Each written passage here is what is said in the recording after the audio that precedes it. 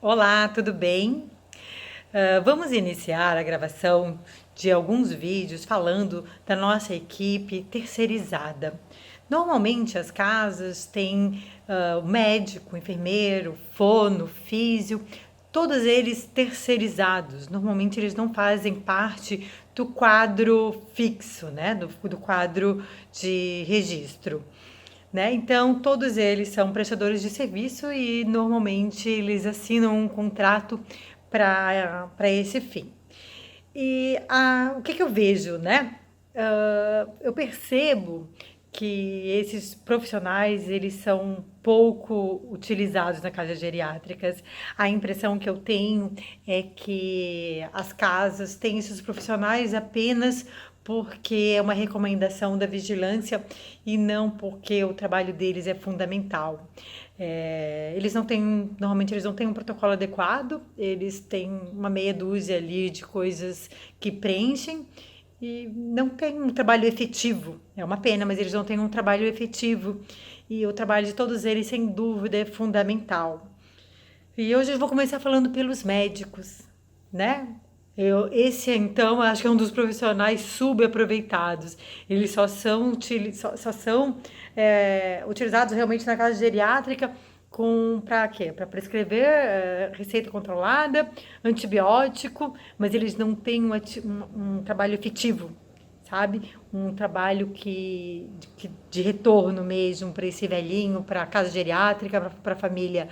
Ele tá ali só para cumprir as 4 horas e resolver os pepininhos, mas ele não se envolve efetivamente, ele não se envolve nos problemas do dia a dia, mas com certeza ele pode trazer muitas informações e muitas melhorias para que essa casa tenha os melhores resultados possíveis. Ele consegue identificar os problemas e trazer diversas soluções. Então, você precisa dar abertura para esse médico entrar efetivamente na sua casa e contribuir para uma melhor assistência. E uma pergunta muito comum: qual médico eu devo ter na minha casa geriátrica? Ele precisa ser um geriatra ou ele pode ser uma pessoa, um médico com qualquer especialidade? Bem, na RDC 283, até o momento não pede que seja um geriatra. Então você pode ter um ortopedista, você pode ter um pneumo, um infecto e assim por diante. O que eu acho? Sem dúvida um geriatra. A forma como ele vê o velhinho é completamente diferente de como vê um cardio, um pneu, um gineco, seja lá o que for. E ele tem muito mais a contribuir com a casa do que esses outros especialistas. A gente pode contar com os outros especialistas em momentos específicos, em que realmente a gente precise de uma avaliação de um pneu, qualquer outra especialidade, né? Então, sem dúvida, o geriatra é que vai te dar o melhor retorno e vai poder contribuir para uma melhor assistência. Independente da especialidade do médico da sua casa, ele precisa fazer algumas coisas.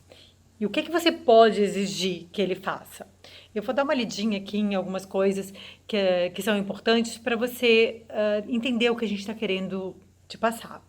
Bem, é importante que ele tenha conhecimento da RDC 283. A maioria das pessoas não conhece. Se você não mostrar para ele não vai saber nem por onde andar e se duvidar, ele vai te achar muito chata porque tá pedindo um monte de coisa. Se tá pedindo um monte de coisa é porque a RDC te pede. E essa, sem dúvida, é a melhor forma que a gente tem de cuidar.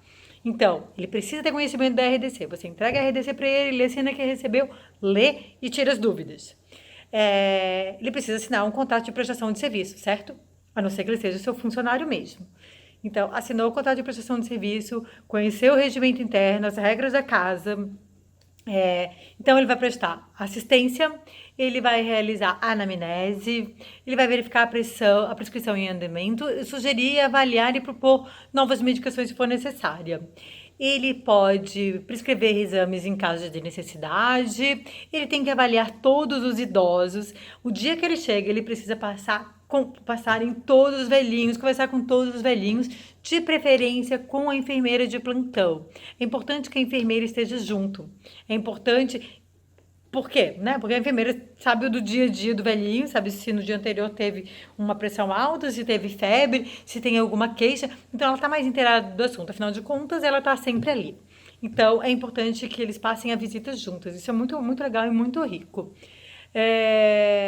Que mais aqui que eu coloco? Ele tem que notificar a vigilância sanitária em caso de essas doenças que precisam de ser comunicadas e assim por diante, né?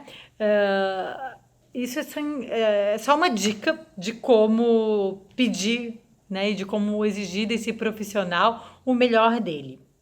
Eu espero que vocês tenham entendido. Se tiver alguma dúvida, vocês podem mandar por e-mail para soluçãoconsultoriailpi@gmail.com.